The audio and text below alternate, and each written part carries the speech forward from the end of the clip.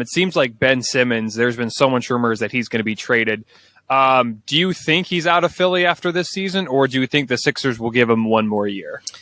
I think he has to be out. I think that the immediate reaction after the last game was Embiid and Doc Rivers, without any like restrictions, just went after him in their comments, and like not in a malicious way, but there was comments made that show that they are done dealing with this. And then Ben Simmons came out and said, like, they asked him if he's going to work on his game, work on his shot, and his quote was, "I am who I am." And that's just like, well, it's not really the quote you want from a guy who's supposed to be your first or second star on the team.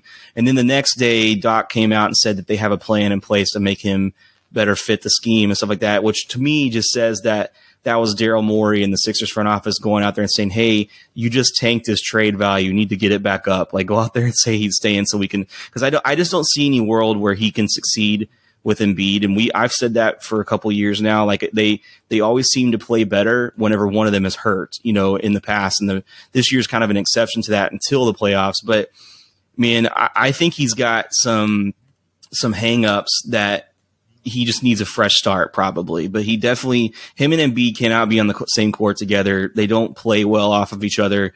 And Embiid has asserted himself as the guy that needs to stay there, this year and the year before. And so I think he's going to have to go. I hope that they trade him for his sake, because I think that he will be better off in a situation where he can get a fresh start.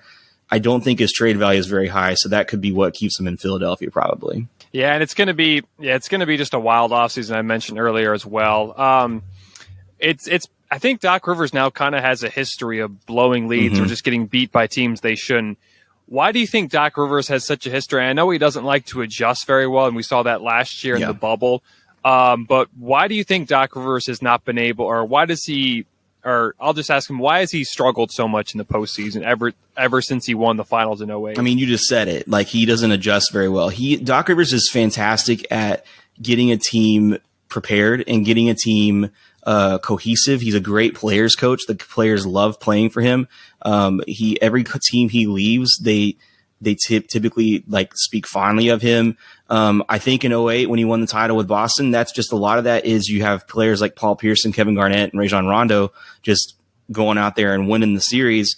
I don't want to say in spite of Doc, but they don't need as much adjustments. Whereas you do have, especially in today's game with the amount of research and technology we have, you need a coach that can change on the fly or in between games. And Doc's never really been that guy. Like, it's just, he's great at getting a team playing to a high level. You can't discount what he's done this year with Philly, but this is the same old story of you get in the playoffs, the game changes. It's the same reason that Rudy Gobert is phenomenally defensively the whole regular season. And then whenever we get in the playoffs, it just the game changes and he gets played off the court, because they can't have him. If you put 5 ball handlers out there, he can't guard the ball handler. And so Doc Rivers kind of has the coaching version of that, of he does a great job in the regular season. He gets the team, prepared very well.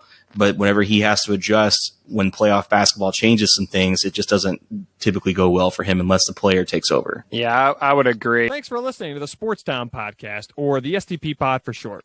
You can find us on Spotify, Apple Podcasts, YouTube, and much more. Also, follow us on Instagram, Facebook, and Twitter at Sports Town Podcast.